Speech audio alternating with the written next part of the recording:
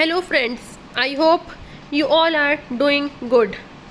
Today is our 13th lecture of developmental psychology, in which I taught you about the fourth stage of development, that is middle and late childhood.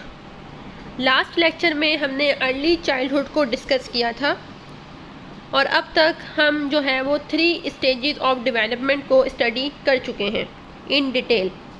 Prenatal stage, infancy या जिसको टॉडलरहुड भी कहा जाता है, और third थी early childhood. आज हमारी फोर्थ स्टेज है डेवलपमेंट की, जिसका नाम है मिडिल एंड लेट चाइल्डहुड। आज हम इसको डिटेल से स्टडी करेंगे। हम इस वीडियो में फ़िज़िकल डेवलपमेंट के बारे में पढ़ेंगे कि फ़िज़िकल डेवलपमेंट किस तरह होती है मिडिल और लेट चाइल्डहुड में। कॉग्निटिव डेवलपमेंट को स्टडी करेंगे, मेमोरी डेवलपमेंट को स्टडी किया जाएगा, और जो सोशल डेवलपमेंट है उसको भी हम जो है इस लेक्चर में कवर करेंगे। तो स्टार्ट करते हैं अपना आज का लेक्चर। जो मिडिल एंड लेट चाइल्डहुड है, ठीक है, इस सबसे पहले हम इसके टेन्योर की बात करें या इसकी जो ड्यूरेशन है वो कितनी है, ठीक है। तो 6 से लेके 12 ईयर्स ऑफ एज, इसको हम कहते हैं मिडिल एंड लेट चाइल्डहुड। इस स्टेज में क्या हो रहा होता है, इस स्टेज में भी एक जो चाइल्ड है उसमें कॉग्निशन और उसकी जो फिज़िक है, ठीक है, मींस कि उसके अंदर कॉग्निटिव डेवलपमेंट भी हो रही होती है और फिज़िकल डेवलपमेंट भी हो रही है। मींस फिज़िकल लेवल पे भी चेंजेस हो रहे होते हैं और उसकी जो कॉग्निटिव लेवल है उसमें भी चेंजेस हो रहे होते हैं, और सोशल लेवल में भी जो चाइल्ड है उसमें चेंजेस हो रहे होते हैं। लेकिन यहाँ पे क्या होता है, जो ग्रोथ है वो स्लो हो जाती है, ठीक है। जैसे हमने अर्ली चाइल्डहुड में बात की थी कि उसमें जो ग्रोथ है वो स्टेबल हो जाती है, स्लो हो जाती है। लेकिन अगर हम और आगे आते हैं, मींस जब हम मिडिल और लेट चाइल्डहुड में आते हैं, तो इसमें हम देखते हैं जो फिज़िकल डेवलपमेंट है वो और ज़्यादा जो है वो स्लो हो जाती है। 6 से लेके 12 ईयर्स ऑफ एज तक आप देखोगे बच्चे के अंदर कोई ज़्यादा उसमें चेंजेस जो है वो आप फील नहीं करते हो। उसकी हाइट में, उसके वेट में या उसका जो फेस स्ट्रक्चर है उसमें आपको ज़्यादा चेंजेस जो है वो विजिबल नहीं होंगे। क्यों? क्योंकि यहाँ पे आके जो डेवलपमेंट है वो बहुत ज़्यादा स्लो हो जाती है। किस एज में? मिडिल और लेट चाइल्डहुड में। मींस के 6 से 12 ईयर्स ऑफ एज में जो डेवलपमेंट है वो बहुत स्लो हो जाती है। अब हम बात करेंगे फ़िज़िकल डेवलपमेंट की, कि मिडिल और लेट चाइल्डहुड में जो फिज़िकल डेवलपमेंट है, फिज़िकल लेवल पे जो है एक चाइल्ड में क्या चेंजेस हो रही होती हैं। अगर हम फिज़िकल डेवलपमेंट की बात करें तो इस स्टेज में जो गर्ल्स और जो बॉयज़ हैं उनकी जो बॉडी शेप है या उनका जो बॉडी प्रोपोर्शन है वो सिमिलर होता है, ठीक है। मींस आप मिडिल और लेट चाइल्डहुड में जो है वो डिफ्रेंशिएट नहीं कर पाते हो उनकी फ़िज़िक को देखते हुए, कि उनकी बॉडी शेप को देखते हुए कि ये मेल है या ये फीमेल है। इस स्टेज में गर्ल्स और बॉयज़ की जो बॉडी है वो सेम ही हमें विजिबल हो रही होती है। फिर इसके बाद जब हम एडोलेसेंट को डिस्कस करेंगे, जो फोर्थ स्टेज है डेवलपमेंट की, जब एक चाइल्ड जो है वो प्यूबर्टी अटेन करता है, जिसके रिज़ल्ट में सेकेंडरी सेक्सुअल कैरेक्टरिस्टिक्स जो है वो डेवलप होती हैं, तो उससे जो है फिर हम जो है वो गर्ल्स और बॉयज़ को जो है वो डिफ्रेंशिएट कर रहे होते हैं और कर सकते हैं। क्या होता है प्यूबर्टी में, कि जब एक चाइल्ड जो है वो एडोलेसेंट स्टेज को अप्रोच करता है या उसको रीच करता है, तो वहाँ पे जो है वो एक चाइल्ड जो है वो प्यूबर्टी अटेन करता है, ठीक है। मींस के उसके अंदर जो फीमेल है उसमें ब्रेस्ट जो है उसकी डेवलपमेंट होती है, ठीक है। अगर बॉयज़ हैं तो उनके जो शोल्डर्स हैं, ठीक है, वो ब्रॉड होते हैं, उनकी जो वॉइस है वो बहुत ज़्यादा डीप हो जाती है, ठीक है। तो यहाँ पे हम जो है वो इजीली फीमेल्स को और मेल्स को जो है वो डिस्टिंग्विश कर सकते हैं कि ये मेल है और ये फीमेल है, उनकी फ़िज़िकल बॉडी शेप की बेस पे, ठीक है, उनके बॉडी प्रोपोर्शन की बेस पे हम जो है वो डिफ्रेंशिएट कर सकते हैं इन एडोलेसेंट। लेकिन यहाँ पे मिडिल और लेट चाइल्डहुड में अभी जो बच्चे हैं, ठीक है, वो मेल हो या फीमेल हो, गर्ल्स और बॉयज़ जो हैं उन दोनों की जो बॉडी शेप है वो सिमिलर होती है।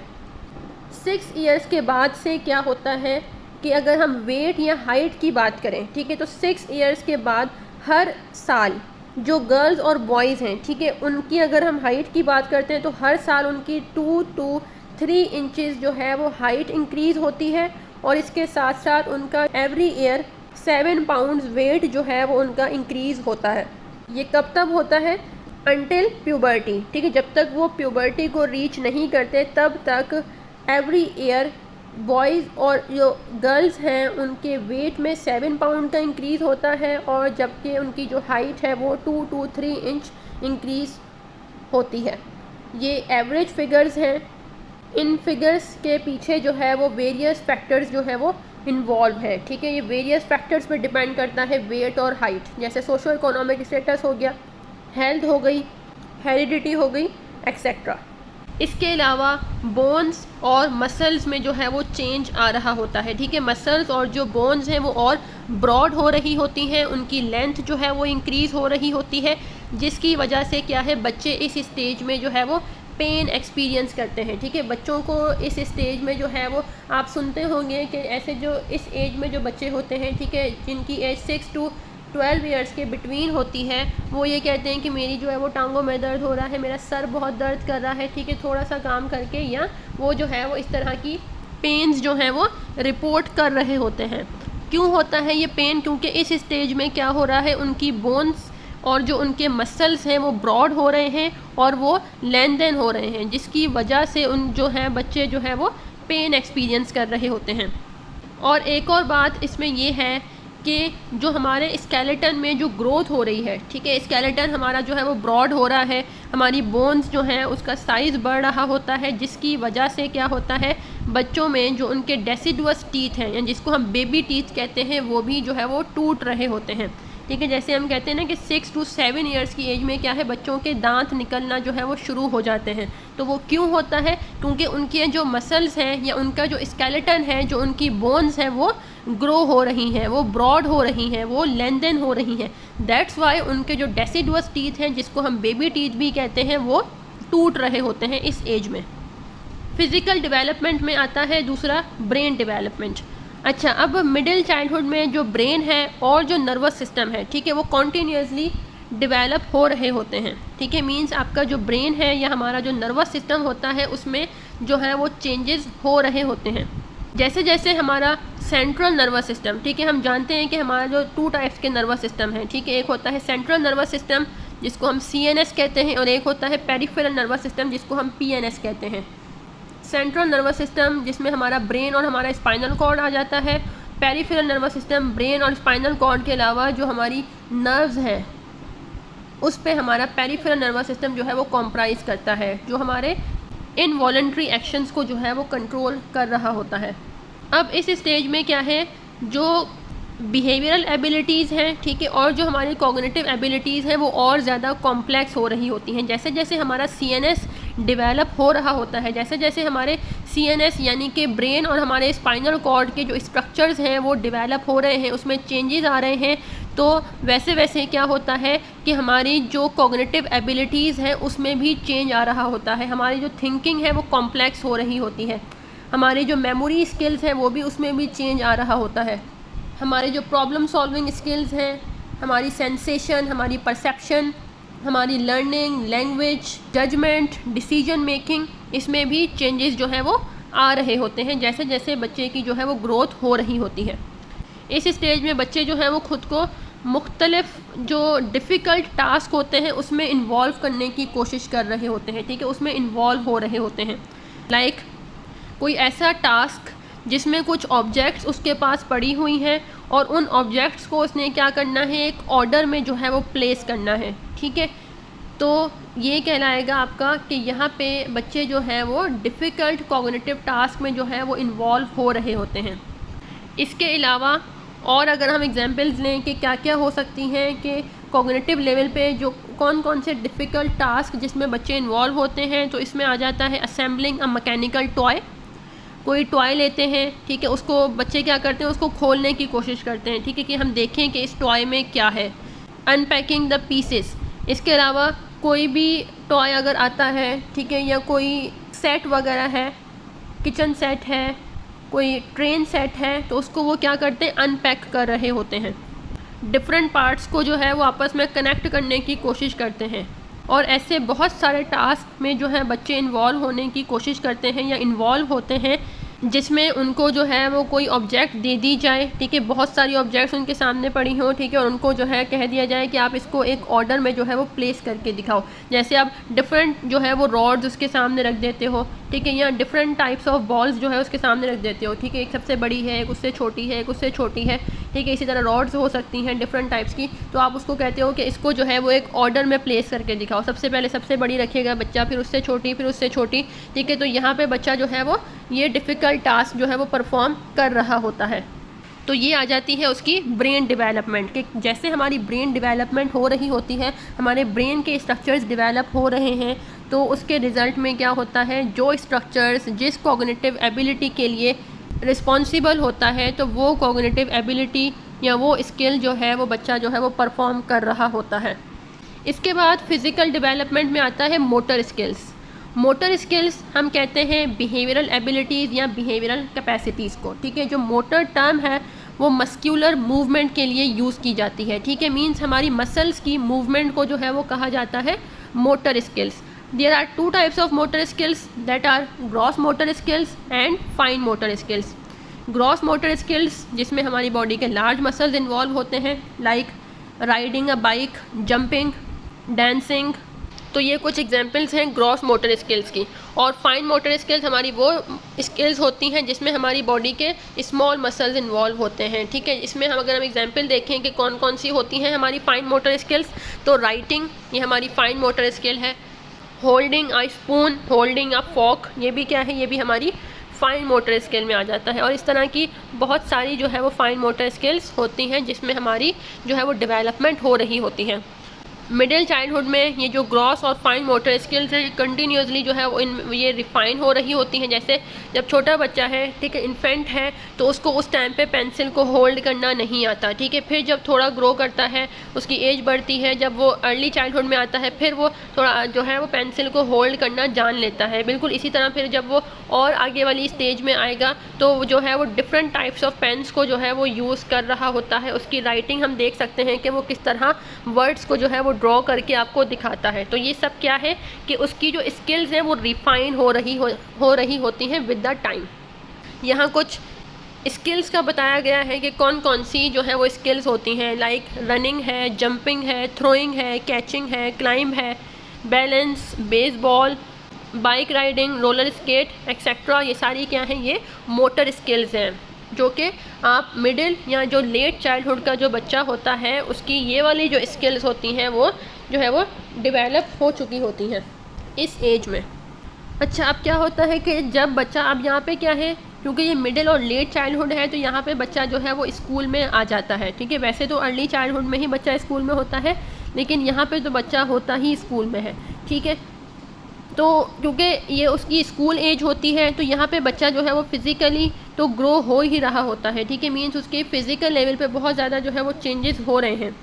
लेकिन इसके साथ साथ क्या होता है कि जैसे जैसे बच्चे के अंदर फिज़िकल ग्रोथ हो रही होती है उसकी जो मोटर स्किल्स हैं वो डेवलप हो रही होती हैं, ठीक है। तो इन मोटर स्किल्स की बेस पे क्या है, उसके अंदर क्या है, कॉन्फिडेंस और सेंस ऑफ कॉम्पिटेंस जो है वो डेवलप होता है, ठीक है। जैसे इस स्टेज में बच्चा जो है वो ये जान जाता है कि मैं मतलब ये वाली स्किल जो है मेरी बहुत अच्छी है, ठीक है, मैं जैसे रनिंग में बहुत अच्छा हूँ, या मेरी राइटिंग बहुत अच्छी है, मैं लर्निंग बहुत अच्छे से कर सकता हूँ, या मैं राइडिंग जो है वो बहुत अच्छे से जो है वो कर सकता हूँ। तो यहाँ पे जब बच्चे को ये पता चल जाता है क्लास में, फॉर सपोज बच्चा क्लास में है, ठीक है, उसमें एक बच्चा जो है वो उसकी ड्राइंग बहुत अच्छी है, ठीक है, दूसरा बच्चा है जिसकी ड्राइंग इतनी अच्छी नहीं है लेकिन वो रनिंग में हो सकता है कि वो अच्छा हो। तो यहाँ पे बच्चे क्या करते हैं, अपने जो स्किल है उसको दूसरों के साथ कंपेयर करके देखते हैं, ठीक है। यहाँ पे टीचर जो है वो उनको फीडबैक देती है, फिर उस फीडबैक की बेस पे बच्चे क्या करते हैं, अपनी स्किल्स को जो है दूसरे बच्चों की स्किल्स से कंपेयर करते हैं। जैसे एक बच्चा वो ड्राइंग में बहुत अच्छा है, ठीक है, अब टीचर उसको जो है वो फीडबैक देती है कि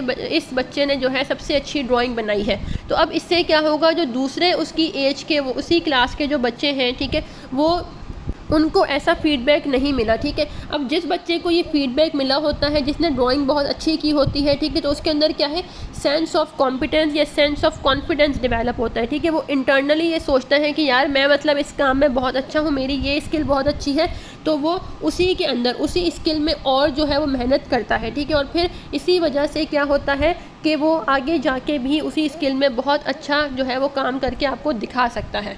तो इस तरह इस स्टेज में इन स्किल्स की बेस पे बच्चों में जो है वो सेंस ऑफ कॉम्पिटेंस और कॉन्फिडेंस भी डेवलप होता है। इसके बाद आती है कॉग्निटिव डेवलपमेंट। इस स्टेज में बच्चों की जो है वो जो थिंकिंग है वो सिस्टमेटिक हो जाती है, ठीक है। मींस बच्चे इस स्टेज में लॉजिकल थिंकिंग जो है वो स्टार्ट कर देते हैं। जैसे हमने पढ़ा था कि अर्ली चाइल्डहुड में क्या होता है, ठीक है। जैसे पियाजे की जो एक फेमस थ्योरी है, पियाजे कौन है? जीन पियाजे जो है इनका फुल नेम है। जीन पियाजे को जो है वो डेवलपमेंटल साइकोलॉजी का फादर भी कहा जाता है। जीन पियाजे ने जो है वो कॉग्निटिव थ्योरी ऑफ डेवलपमेंट जो है वो इंट्रोड्यूस की थी, ठीक है, जिसमें इन्होंने 4 स्टेजेस जो है वो बताई थी कि हर बच्चा जो है वो इन 4 स्टेजेस से गुजरता है, जिसकी वजह से उसके अंदर जो है जो उसकी कॉग्निशन है वो डेवलप होती है। सबसे पहली सेंसरी मोटर स्टेज, फिर थी प्री ऑपरेशनल, फिर थी कॉन्क्रीट ऑपरेशनल और लास्ट थी फॉर्मल ऑपरेशनल स्टेज।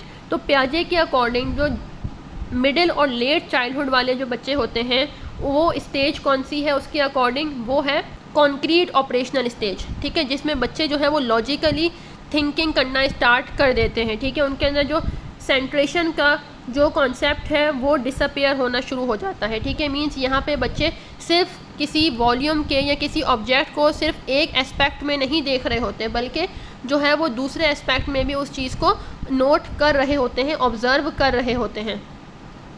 इसके अलावा जो ईगो सेंट्रिज्म का जो कॉन्सेप्ट था, जो मैंने आपको अर्ली चाइल्डहुड में बताया था कि बच्चे सिर्फ और सिर्फ अपने पॉइंट ऑफ व्यू को ही इंपॉर्टेंस देते हैं। उनको लगता है कि जैसे मेरी थिंकिंग है किसी भी इवेंट को लेके, किसी ऑब्जेक्ट को लेके, तो हर कोई वैसा ही उसको लेके सोचता है। तो यहाँ पे जो ईगो सेंट्रिज्म है वो भी डिसअपेयर होना स्टार्ट हो जाता है। तो ये क्या है? ये उसकी कॉग्निशन में चेंजेस आ रही हैं, उसकी कॉग्निशन जो है वो डेवलप हो रही है। डेवलपमेंट का मतलब ही होता है प्रोग्रेसिव चेंजेस, ठीक है, मींस के चेंज आना। तो यहाँ पे क्या है, उसकी कॉग्निशन में क्या आ रहा है, उसमें चेंजेस आ रही हैं। बच्चे इस स्टेज में लॉजिकली जो है वो थिंक करना स्टार्ट कर देते हैं। अच्छा, यहाँ पे लॉजिकल थिंकिंग तो आती है, लेकिन कॉन्क्रीटली जो है वो सोच रहे होते हैं, ठीक है, कॉन्क्रीटली और एब्स्ट्रैक्टली, ठीक है। ये थोड़ा आपको समझने की ज़रूरत है। एब्स्ट्रैक्ट होता है कि उनके सामने कोई चीज़ मौजूद नहीं है, ठीक है, वो आप उनको कोई वर्ड बोलते हो तो इनके माइंड में एक इमेज बन जाएगा, ठीक है, वो उसको सोचना शुरू कर देते हैं, ठीक है। उनके पूरे माइंड में एक इवेंट जो है उनके माइंड में एक एब्स्ट्रैक्टली उसको थिंक कर रहे होते हैं, ठीक है। तो ये होती है एब्स्ट्रैक्ट थिंकिंग। कॉन्क्रीट थिंकिंग क्या होती है कि यहाँ पे क्या होता है, लेट और मिडिल चाइल्डहुड में क्या होता है कि बच्चों की कॉन्क्रीट थिंकिंग होती है। कॉन्क्रीट थिंकिंग हम कहते हैं कि बच्चे जो है वो चीज़ उनके सामने है, ठीक है, उस चीज़ को देखते हुए जो है वो उस चीज़ को सोच रहे होते हैं।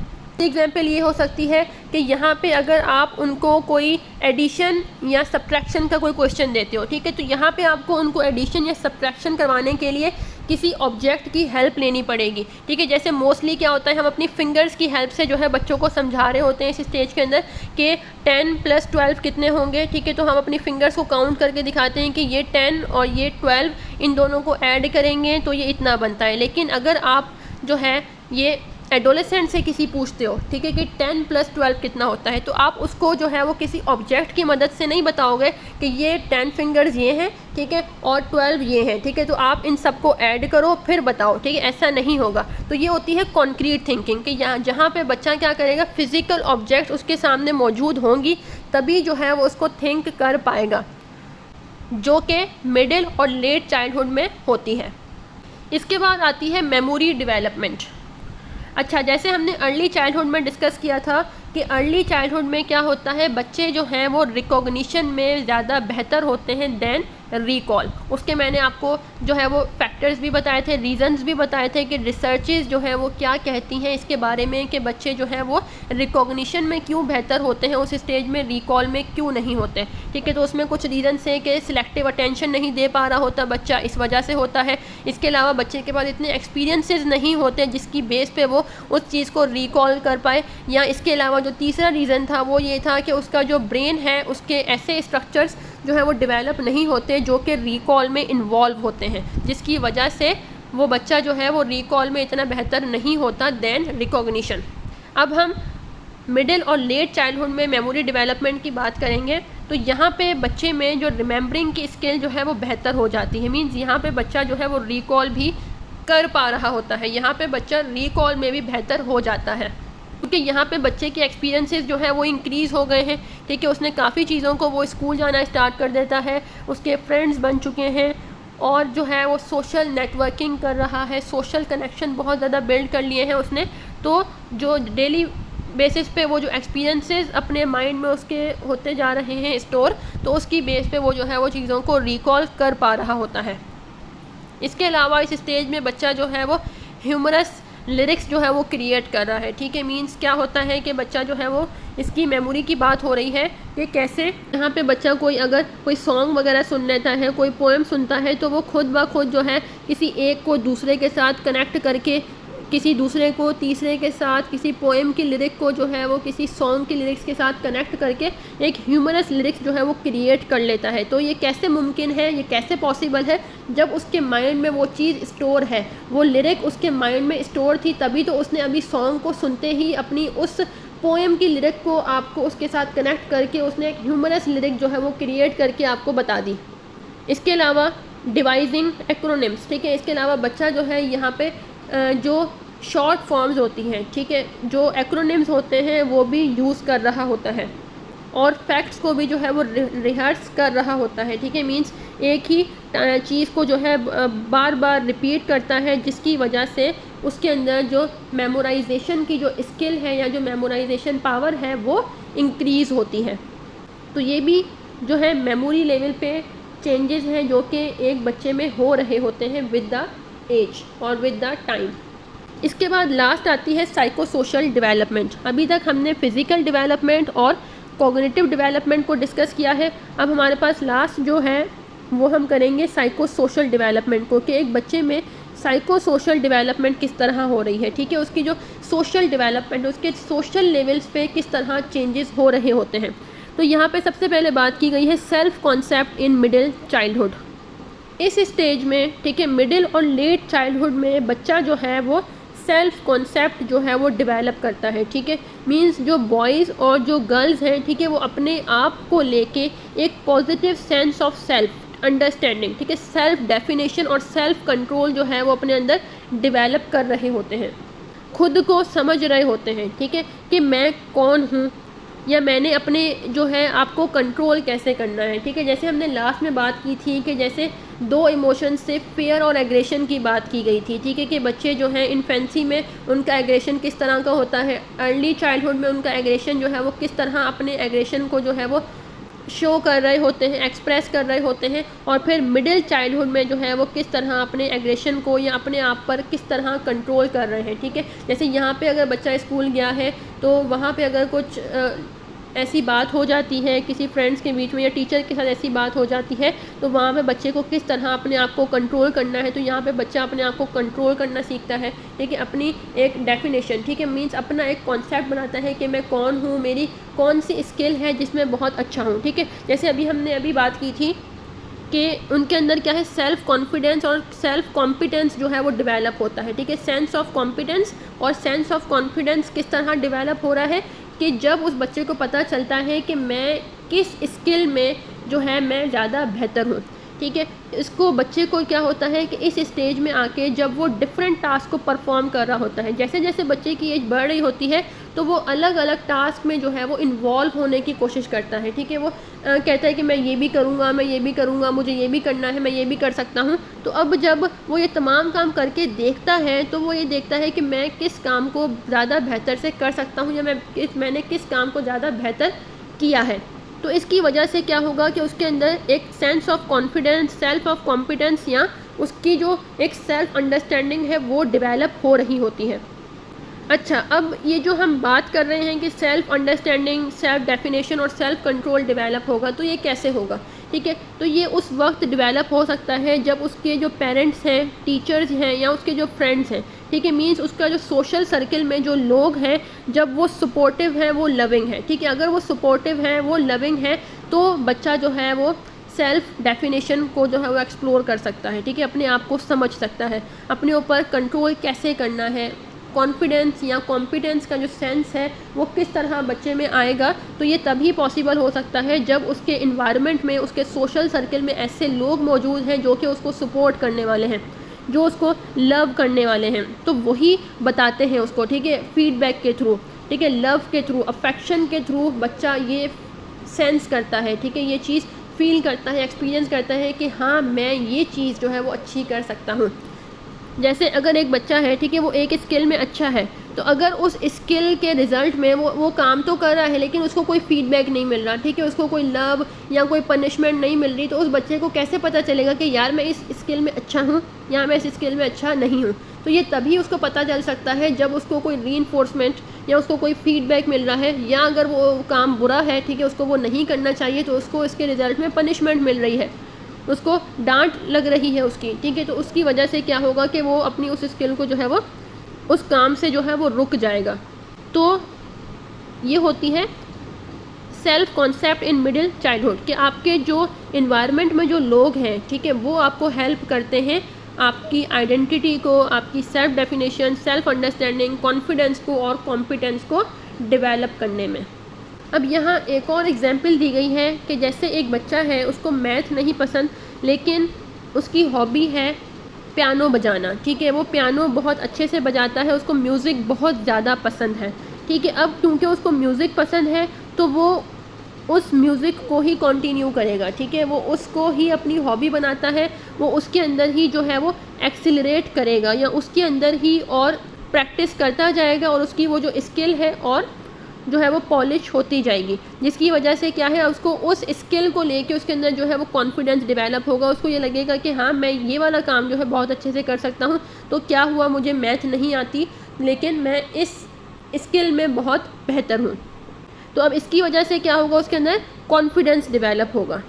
तो जब भी वो किसी सोशल चैलेंज को फेस करेगा या किसी भी सोसाइटी में किसी लोगों को फेस करेगा जो उसको जो है टॉन्ट कर रहे हैं कि तुम नहीं कर सकते हो, या उसको ऐसा फील हो कि यार मैं इस चीज़ में अच्छा नहीं हूँ, ठीक है, वो मैथ की क्लास में बैठा हुआ है, ठीक है, और उसको मैथ नहीं आती है, ठीक है, तो वो यहाँ पे बैठ के ये फील करे कि मुझे मैथ नहीं आती है तो मैं क्या करूँ, तो यहाँ पे वो ये सोचेगा कि यार क्या हुआ मुझे मैथ नहीं आती लेकिन दूसरे बच्चे हैं जिनको पियानो बजाना नहीं आता लेकिन पियानो और म्यूज़िक में मैं बहुत बेहतर हूँ, तो ये क्या है कि उसके अंदर इसकी वजह से अब सेल्फ कॉन्फिडेंस जो है वो डेवलप होगा। तो ये है self concept in middle childhood. Self esteem, self worth, self regulation और सेल्फ कॉन्फिडेंस अल्टीमेटली जो है बच्चे का क्या करता है, उसका जो सेल्फ कॉन्सेप्ट है वो फॉर्म करने में हेल्प कर रहा होता है। इसके बाद आता है social cognition in middle childhood. Social cognition हम कहते हैं कि आपकी सोसाइटी में जो लोग मौजूद हैं, ठीक है, आप उनको किस तरह अंडरस्टैंड कर रहे हो, आपके जो सोसाइटी के रूल्स एंड रेगुलेशंस हैं, किस तरह आप सोसाइटी में रह सकते हो, या आपकी सोसाइटी जो है वो कौन से ऐसे बिहेवियर्स हैं जिसको अलाउ करती है, जिसको एक्सेप्ट करती है, और कौन से ऐसे बिहेवियर्स हैं जिसको एक्सेप्ट नहीं करती, जिसको अलाउ नहीं करती, ठीक है, या आपकी सोसाइटी में रहने के लिए कौन से रूल्स हैं जिसको आपको फॉलो करना है, ठीक है, तो इसकी आपको अंडरस्टैंडिंग होना, इसको हम कहते हैं सोशल कॉग्निशन। तो मिडिल चाइल्डहुड में 7 से 12 ईयर्स ऑफ एज है, इसमें बच्चे को जो है वो सोशल लेवल पे उसकी जो कॉग्निशन है उसमें भी चेंजेस आ रहे होते हैं, ठीक है, बच्चा इस स्टेज में आके ये समझना शुरू कर देता है कि मुझे जो है वो कौन से ऐसे काम हैं जिससे अवॉइड करना है, ठीक है, मुझे दूसरे लोगों के साथ मेरा कैसा बिहेवियर होना चाहिए, मुझे कैसे अपने एग्रेशन को कंट्रोल करना है, मुझे किस तरह दूसरे लोगों से बात करनी है, या मैंने अपनी एक्टिविटीज़ को जो है वो किस तरह किस टाइम पर और कैसे उसको परफॉर्म करना है, दूसरों की फीलिंग्स को हर्ट नहीं करना, दूसरों को इम्पोर्टेंस देना है, दूसरों का ख्याल रखना है। तो ये तमाम चीज़ें जो हैं वो बच्चों को इस स्टेज में जो है पता चल जाती हैं, या उनकी कॉग्निशन जो है वो इस हद तक डेवलप हो जाती है। इसके बाद आता है फ्रेंडशिप इन मिडिल चाइल्डहुड। अगर हम फ्रेंडशिप की बात करें तो इस स्टेज में बच्चे जो हैं वो सेम जेंडर फ्रेंडशिप को जो है वो प्रेफर करते हैं, ठीक है, मीन्स अगर बॉयज़ हैं तो वो बॉयज़ के साथ ही फ्रेंडशिप करेंगे, अगर गर्ल्स हैं तो वो गर्ल्स के साथ ही फ्रेंडशिप करती हैं। अर्ली चाइल्डहुड में क्या होता है कि बच्चे जो हैं वो बॉयज़ या जो गर्ल्स हैं, ठीक है, बॉयज़ होंगे तो वो गर्ल्स के साथ फ्रेंडशिप कर रहे होते हैं, ठीक है, गर्ल्स होती हैं तो वो बॉयज़ और गर्ल्स दोनों हैं तो उनके साथ फ्रेंडशिप कर रहे होते हैं, ठीक है। इस स्टेज में स्पेशली क्या होना स्टार्ट हो जाता है, जो बॉयज़ हैं वो बॉयज़ को प्रेफर करते हैं, ठीक है, एज अ फ्रेंड, और जो गर्ल्स हैं वो गर्ल्स को ही प्रेफर कर रही होती हैं एज अ फ्रेंड। इसके अलावा बच्चे जो है इस स्टेज में आके इंडिपेंडेंट एक्टिविटीज़ से हट कर जो है वो सेम ग्रुप एक्टिविटीज़ की तरफ आ जाते हैं, ठीक है। जैसे अगर हम अर्ली चाइल्डहुड में बात करें तो उसमें बच्चे जो हैं वो अकेला खेलना पसंद करेंगे, या फिर अगर बॉय है, ठीक है, तो वो किचन सेट होगा, ठीक है, या जो गर्ल्स के जो टॉयज़ होते हैं उससे भी खेल रहा होता है। लेकिन इस स्टेज में आके बच्चे जो हैं वो सेम सेक्स ग्रुप जो एक्टिविटीज़ होती हैं, ठीक है, उनके अंदर जो है वो इन्वॉल्व हो जाते हैं। मींस कि अगर उन्होंने बॉयज़ को फ्रेंड बनाया हुआ है तो उसके फ्रेंड्स जो गेम खेलते हैं तो वो भी उनके साथ ही वही गेम जो है वो खेलना पसंद करते हैं, या वही एक्टिविटी जो है वो भी करना पसंद करेंगे। Sexuality in middle childhood will be discuss in psychosexual stages of development. और अगर हम सेक्सुअलिटी की बात करें, ठीक है, तो वो मिडिल चाइल्डहुड में किस तरह की होती है, या बच्चों का जो इंटरेस्ट है इस स्टेज में सेक्सुअल लेवल पे वो किस तरह होता है, वो हम जो सिगमंड फ्राइड की जो साइकोसेक्सुअल स्टेजेस हैं उसमें हम डिस्कस करेंगे।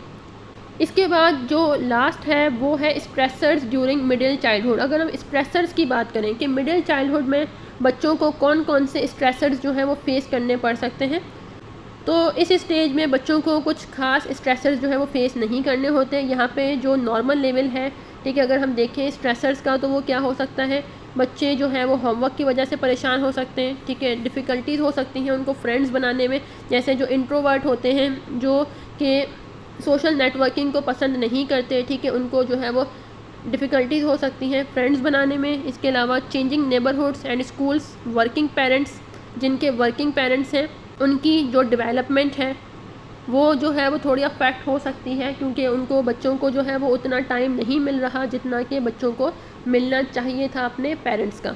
तो उसकी वजह से भी जो है एज अ स्ट्रेस बच्चों को जो है उसका स्ट्रेस भी हो सकता है।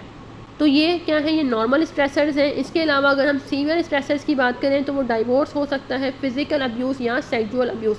अगर मिडिल और लेट चाइल्डहुड में बच्चे जो हैं वो उनके पेरेंट्स जो हैं वो सेपरेट हो जाते हैं, ठीक है, उसकी वजह से अगर बच्चों की कॉग्निशन के ऊपर कोई इम्पैक्ट हो जाता है, ठीक है, तो वो एक जो है वो एक सीवियर स्ट्रेसर जो है वो साबित हो सकता है।